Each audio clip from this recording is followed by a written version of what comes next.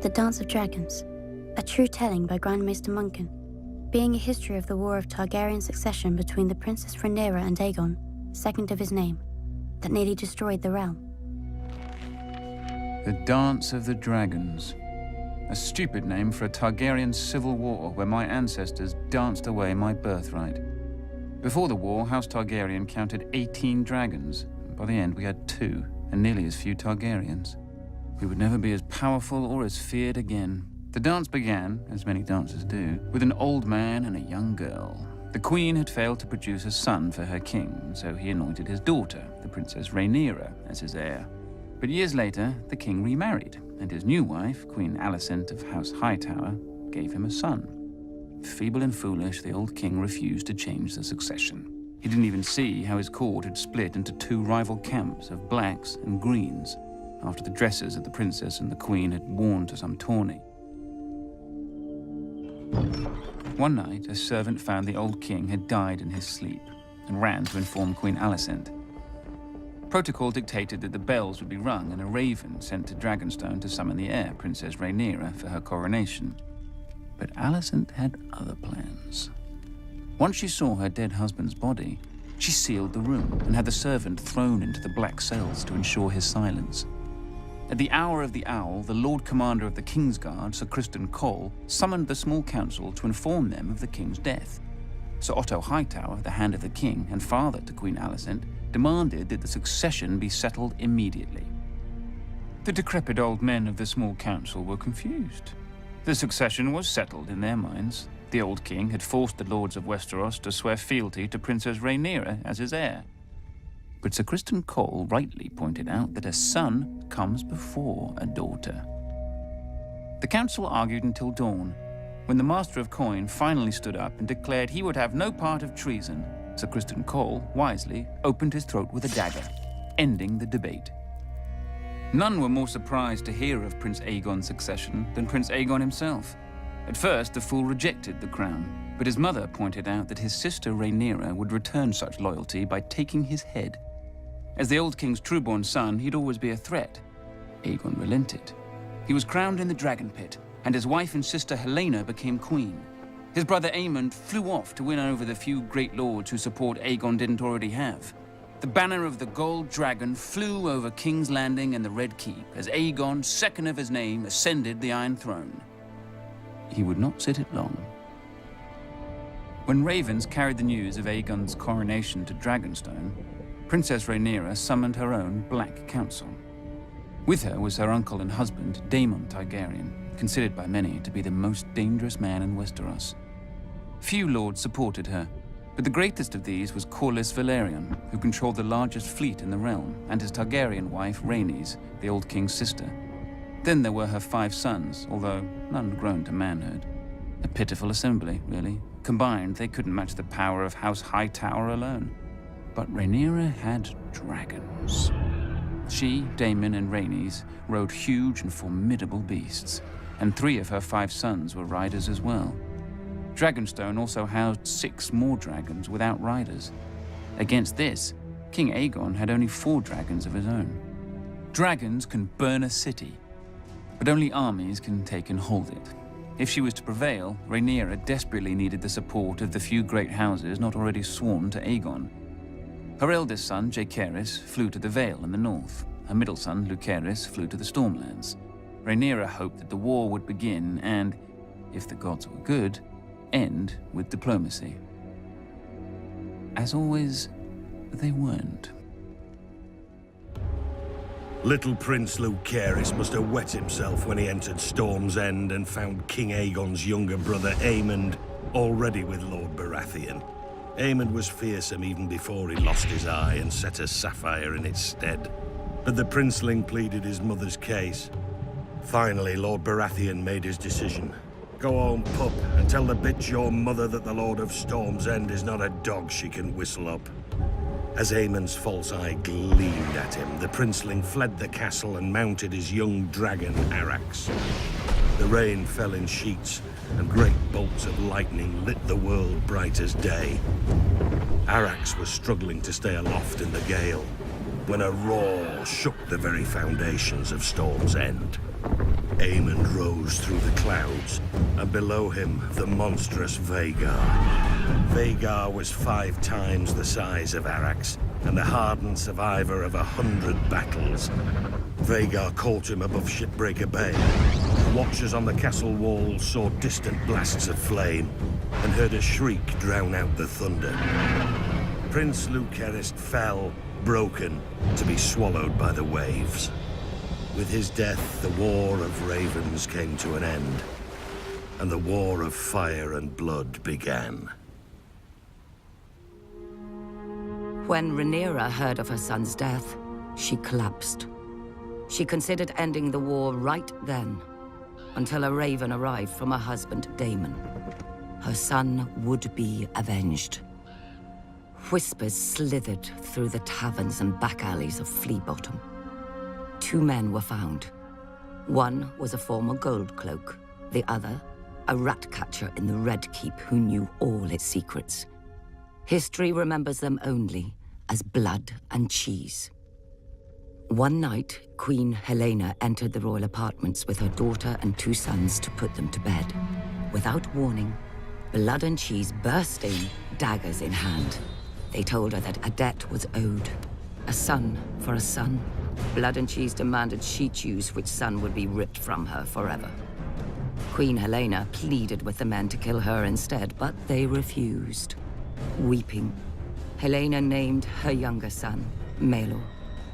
Perhaps she thought the boy was too young to understand. Or perhaps because the older boy was King Aegon's firstborn son and heir. "You hear that, little boy?" Cheese whispered to the younger son. "Your mama wants you dead." Then Blood struck off the older boy's head with a single blow. When the guards burst in, they found Queen Helena still screaming, clasping her dead son's body to her, mad with grief. The blood of their children transformed a dynastic dispute into a war of annihilation. The grief and rage of losing a child could burn down the world. Either Aegon or Rhaenyra could live at the end, but not both. Rhaenyra's forces struck yet another blow.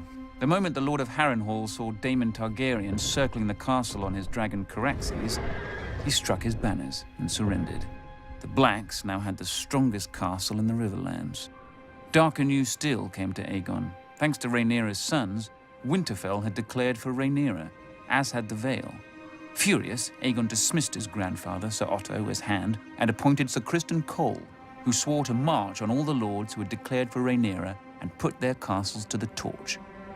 Cole and the royal army first marched north and laid siege to Rook's Rest, a black stronghold near Dragonstone. When their lord saw their approach, he sent a raven to Rhaenyra, begging for help. For days he watched his fields and villages burning, with no response from his queen, until one day, a shadow passed over the Green Army. Rhaenyra had sent not an army, but her former mother-by-law, Rhaenys, and her dragon, Meleys. As her ancestor had done at the Field of Fire, Rhaenys gleefully began to incinerate Sir Criston's army. But Aegon had set a trap, and Rhaenys had flown right into it. As Rhaenys and Meleys blanketed Sir Criston's troops in dragon flame, 2 other dragons rose into the sky. Aemond on Vhagar, and King Aegon himself on the gleaming Sunfire. To her credit, Rhaenys didn't flee. Dragon fought dragons, and a second sun blossomed in the sky. When the smoke cleared, only Aemond and Vhagar stood uninjured. Sunfire, the most magnificent dragon in the world, had one of its wings almost completely torn from its body. Trapped beneath Sunfire was the king himself, broken and burned so badly in places that his armor had fused onto his flesh. His body survived, but his mind was given over to milk of the poppy. Meleys had been torn to shreds, and her rider, Rhaenys, was a pile of ash. Panicked by the defeat, Rhaenyra shipped her 2 youngest sons across the narrow sea for their protection, only for her youngest to return days later, clinging to the neck of his wounded and dying dragon. He and his brother had been set upon by an enemy fleet just off Dragonstone. Defying his mother's command, Rhaenyra's eldest son and heir, Jaehaerys, mounted his dragon Vermax and flew to rescue his other brother and punish the enemy fleet. But the foolish boy let Vermax be hooked like a trout and dragged into the sea, where he soaked up even more arrows than seawater. His brother disappeared over the horizon or beneath the waves. No one could say for sure. With the loss of 4 dragons, Rhaenyra's only advantage was fading. Luckily for her, over the centuries, House Targaryen had spilled more than blood on Dragonstone. She promised gold and title to any of the Targaryen bastards who could tame the 6 unclaimed dragons on the island. These bastards were called the Dragon Seeds, though most were called supper. And perhaps the dragons were eventually sated, or bored, but 4 of them accepted riders and were enlisted in Rhaenyra's cause. After Rook's Rest, Aemond One-Eye took command of the Greens from his crippled and poppy-addled brother. Aemond was the blood of the dragon, and dragons don't cower behind city walls. He marched the king's army north to take back Harrenhal from Rhaenyra's husband, Daemon. But when he and Criston Cole reached the castle, they found the gates open, with Daemon and all his men gone. That night they feasted their victory. Daemon had fled rather than face their wrath. But Daemon was more snake than dragon. As Aemond marched north, he'd flown Caraxes south, slithering past the Green Army over the waters of the God's Eye. One day, King's Landing looked up and saw 2 dragons circling their foul city. Daemon and Rhaenyra had come for her throne, for the city was defenseless. Aemond had taken the king's army from the city, and worse, he'd taken his dragon, Vhagar. Seeing that resistance was hopeless, the small council surrendered the city, the Queen Mother Alicent, and the broken Queen Helena. But not King Aegon. Somehow, despite his wounds and delirium, he had vanished from the city. And so Queen Rhaenyra climbed the steps and seated herself on the Iron Throne.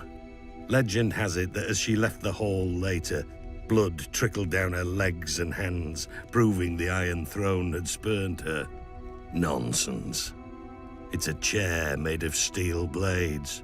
Rhaenyra had wanted it all her life and had sacrificed 2 sons for it. She likely gripped the damn thing too tight. When Aemond realized that his arrogance had cost him the capital, he mounted Vhagar in a black rage and rained fire onto every village and castle he suspected of disloyalty. Abandoned by Aemond, Sir Criston marched the royal army back to King's Landing, intent on recapturing the city himself. Instead, he was trapped and cut to pieces by the Riverlords, who had sworn to support Rhaenyra's claim. When a new army of Green Loyalists marched up from the Reach and laid siege to the city of Tumbleton, Rhaenyra sent 2 of her Dragon Seeds to lay waste to them. Instead, the Dragon Seeds proved their bastard nature and betrayed her. They burned the city, and all the Black forces garrisoned within. Lucky for her, they didn't turn towards King's Landing, but whored and drank in the ruins with the Greens, who were victorious and somewhat confused. Rhaenyra now mistrusted all the Dragon Seeds, including the girl who rode with her husband Daemon, hunting Aemond in the Riverlands. She ordered the girl's head be sent to her, but there was a complication. As well as her dragon, the girl had taken to riding Daemon. When Daemon received the queen's order, he proclaimed it a queen's words and a whore's work. He sent the girl away at dawn, watching her and her dragon vanish into the morning mists. Then Daemon sent a challenge to his nephew Aemond and flew to Harrenhal, alone, to wait. 14 days later, a shadow blacker than any passing cloud swept over Harrenhal. Vhagar had come at last, and on her back rode one-eyed Prince Aemond. He mocked Daemon for facing him alone. "You have lived too long, uncle." And Daemon replied, "On that much, we agree." Then the old prince climbed stiffly onto the back of his dragon Caraxes, but neglected to fasten the chains that secured rider to son.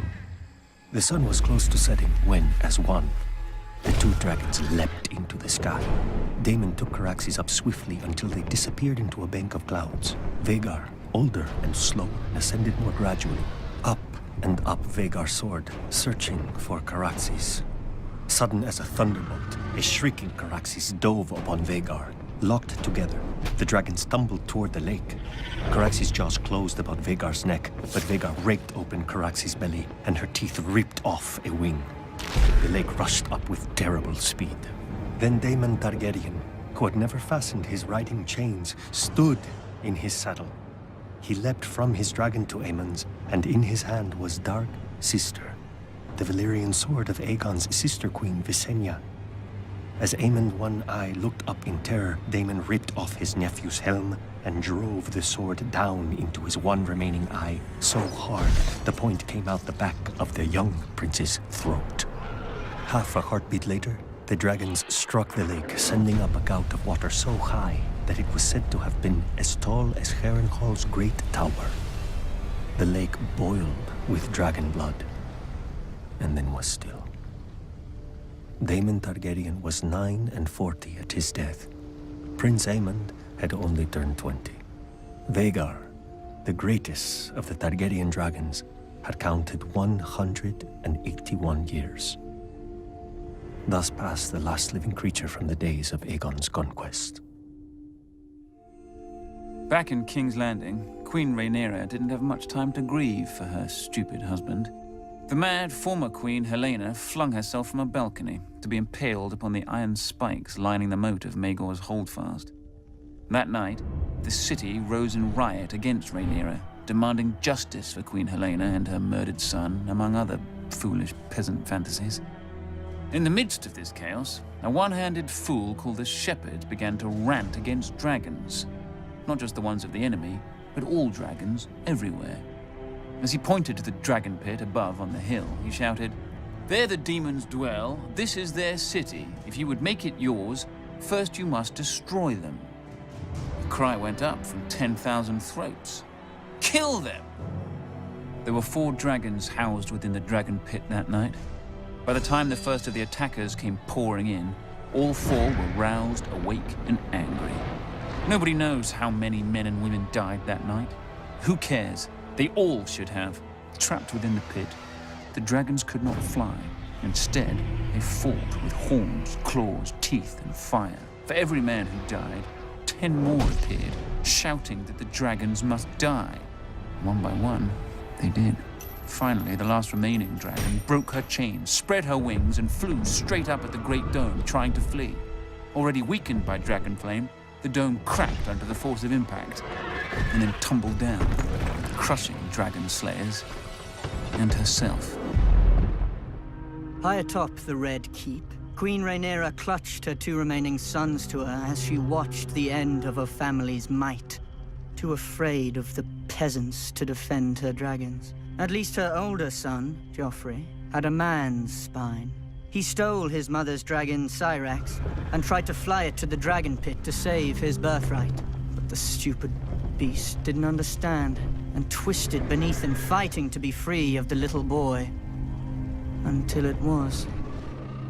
A queen is still a woman, with all the weakness of that sex. Weeping for her lost son more than her dragons, Rhaenyra abandoned the Iron Throne and sold her crown to buy passage for her and her last son back to Dragonstone. Rhaenyra hoped to hatch more dragons from the eggs in the castle.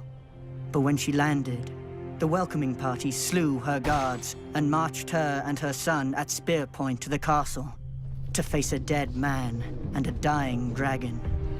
"Sister!" King Aegon, second of his name, called out to Rhaenyra. Rook's Rest had left Aegon bent and twisted, his once handsome face puffy from milk of the poppy, with burn scars covering half his body. Rhaenyra, ever defiant, told her dear brother that she'd hoped he was dead. "After you," Aegon answered.